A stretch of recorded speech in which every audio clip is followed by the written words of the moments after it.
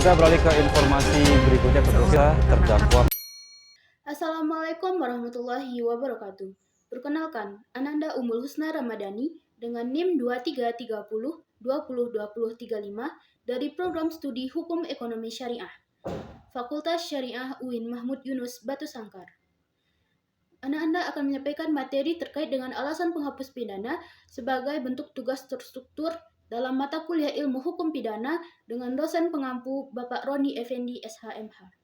Seseorang yang melakukan tindak pidana tapi tidak dipidana. Kok bisa begitu sih? Kan seharusnya dia dipidana karena sudah melakukan kejahatan, sebagaimana hukum yang berlaku. Nah, hal ini mungkin menjadi pertanyaan bagi masyarakat awam.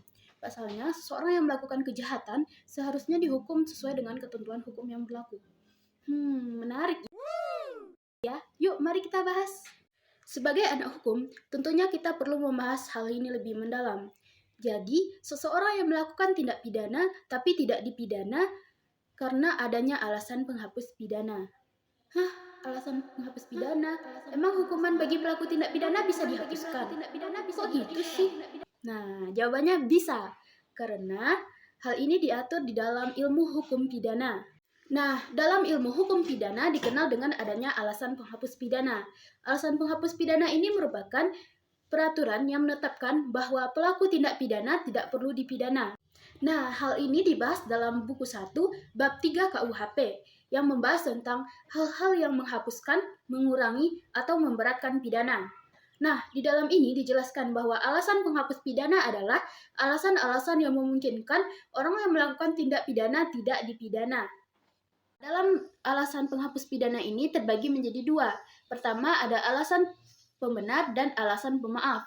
Nah, alasan pembenar ini adalah alasan-alasan yang menghapus sifat melawan hukumnya perbuatan, sehingga perbuatan yang dilakukan oleh terdakwa menjadi perbuatan yang patut dan benar.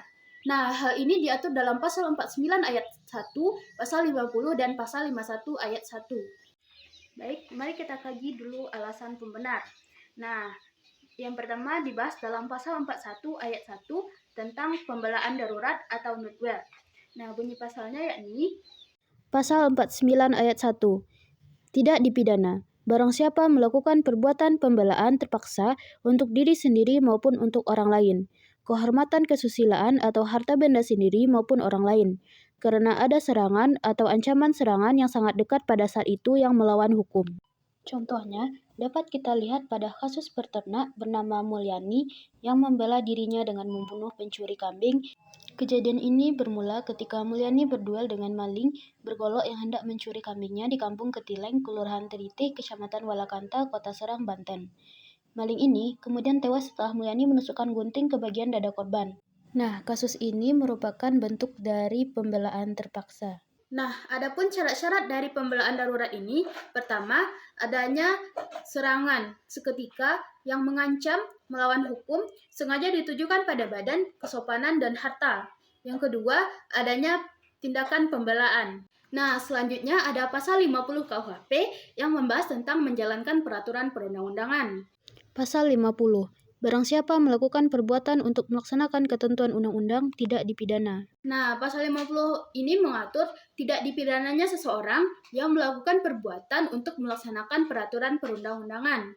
Nah, peraturan perundang-undangan di sini maksudnya dalam arti material, yakni semua peraturan yang dibuat oleh lembaga yang berwenang. Adapun tindakan ini harus dilakukan secara patut, wajar, dan masuk akal. Contohnya, tindakan pencabutan nyawa yang dilakukan eksekutor penembak mati terhadap terpidana mati. Selanjutnya ada pasal 51 ayat 1 KUHP yang membahas tentang menjalankan perintah jabatan yang sah. Pasal 51 ayat 1. Barang siapa melakukan perbuatan untuk melaksanakan perintah jabatan yang diberikan oleh penguasa yang berwenang tidak dipidana. Nah, pasal ini meringankan hukuman Richard Eliezer. Juru bicara RKUHP Albert Aris menjadi saksi ahli yang meringankan pada sidang lanjutan pengacara Richard Eliezer. Hal ini merujuk pada pasal 51 ayat 1 KUHP. Pasal tersebut selalu digunakan pihak kuasa hukum Eliezer untuk membebaskan Eliezer. Salah satu poin yang dinilai mencerahkan yang disampaikan Albert Aris, yakni seseorang yang melakukan tindakan pidana belum tentu bisa dimintai pertanggungjawaban atas tindakan pidana yang ia lakukan. Hal ini dalam hukum pidana Albert Aris juga menegaskan bahwa penting penegak hukum menentukan apakah seorang pelaku tindak pidana perlu dimintai pertanggungjawaban atas tindakannya. Hal ini bisa dilakukan dengan mempertimbangkan kesalahan normatif dan kesalahan psikologis. Untuk ukuran perintah itu sah ialah bila perintah itu didasarkan pada tugas, kewajiban, dan wewenang yang didasarkan pada suatu peraturan. Lalu antara si pemberi perintah dengan yang diperintah itu harus ada hubungan jabatan dan harus ada hubungan subordinasi. Nah, selanjutnya kita masuk kepada alasan pemaaf. Nah, dalam alasan pemaaf ini tercantum pasal 44 KUHP. Nah, dalam pasal 44 KUHP ini dijelaskan bahwa alasan-alasan tidak dipidananya seseorang karena alasan pertama, kurang sehat akal atau jiwanya. Yang kedua, terganggu karena penyakit. Nah, orang-orang yang tidak sehat jiwanya bukan berarti tidak berbahaya bagi orang lain. Maka, hakim diberi wewenang untuk orang tersebut dimasukkan ke dalam rumah sakit jiwa dan yang menyatakan orang tersebut sembuh adalah dokter jiwa, bukan dari hakim. Contohnya, penyidikan kasus karyawati dibunuh di Jakbar di Sotop yang pelakunya dalam gangguan jiwa. Nah, AH sebagai pelaku pembunuhan karyawati di dekat lobi mal di Tanjung Duren, Jakarta Barat, dinyatakan mengidap skizofrenia paranoid. Penyidikan kasus pembunuhan ini otomatis diberhentikan ketika pelaku terbukti dalam gangguan jiwa. Selanjutnya ada pasal 48 KUHP yang membahas tentang daya paksa atau overmark, yang mana bunyi pasalnya yakni Pasal 48. Barang siapa melakukan perbuatan karena pengaruh daya paksa tidak dipidana.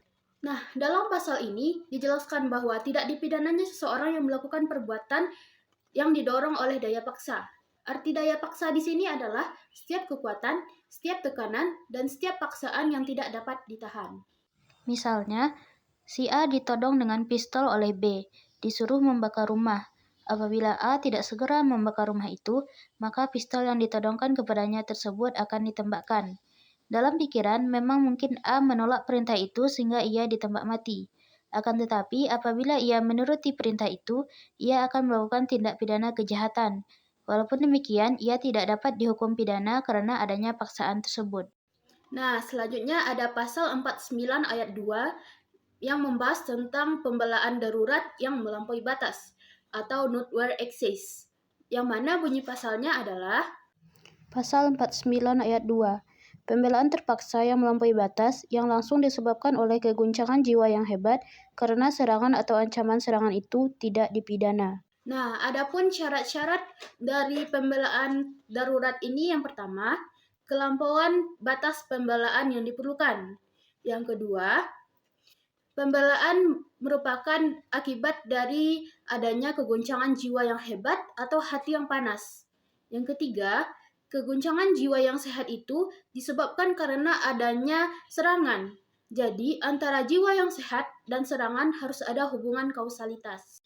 Contohnya, ada seorang pengendara motor yang diserang oleh begal dengan senjata tajam. Karena harta bendanya motor hendak dicuri dan nyawanya juga terancam bahaya, pengendara motor itu boleh melakukan perlawanan untuk membela diri dan hal ini tidak akan dipidana. Selanjutnya, kita masuk kepada pasal 51 ayat 2, yang mana pasal ini membahas tentang menjalankan perintah jabatan yang tidak sah. Bunyi pasalnya, Pasal 51 ayat 2. Perintah jabatan tanpa wewenang tidak menyebabkan hapusnya pidana, kecuali jika yang diperintah dengan itikat baik mengira bahwa perintah diberikan dengan wewenang dan pelaksanaannya termasuk dalam lingkungan pekerjaannya. Lalu syarat-syaratnya pertama, jika ia mengira dengan itikat baik atau jujur bahwa perintah itu sah. Yang kedua, perintah itu dilakukan dalam lingkungan wewenang orang yang diperintah. Contohnya, pada situasi di mana beberapa anggota Polri diberi perintah oleh anggota penyidik polisi senior untuk menangkap seseorang, di mana penyidik senior tersebut berbohong bahwa telah ada surat penangkapan yang padahal tidak ada. Nah, dari kejadian di atas, apa yang dilakukan oleh para anggota polisi dalam menangkap seseorang tersebut merupakan tindakan melawan hukum. Namun, kesalahannya dihapuskan karena ketidaktahuan mereka dalam menjalankan tugas yang mereka kira merupakan tugas yang sah, yang ternyata tidak sah. Jadi, dapat disimpulkan bahwa poin-poin yang sudah kita bahas ini merupakan hal-hal yang dapat mengecualikan pelaku tindak pidana dari pertanggungjawaban pidana. Selain dari keadaan tersebut, maka pidana terhadap seseorang tidak dapat ditiadakan. Ini berarti suatu pernyataan pihak keluarga tidak akan menuntut apabila ada kerugian fisik ataupun jiwa, tidak bisa menghilangkan pertanggungjawaban pidana.